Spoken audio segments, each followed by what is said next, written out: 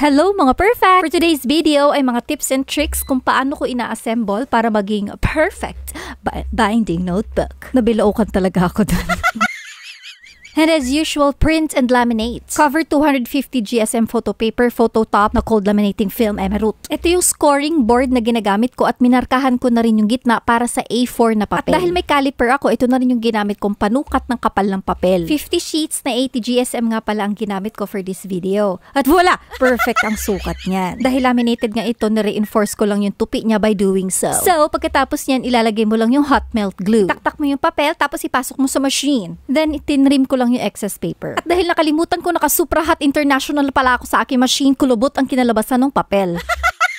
Pwede na yan, di naman halata. Kung natuwa ka at may natutunan ka, huwag kalimutan mag-like, share, follow, at sa susunod na video ay ituturo ko naman kung paano gumawa ng ID sa iba't ibang pamamaraan at tayo ay may parapol! Bye mga perfect!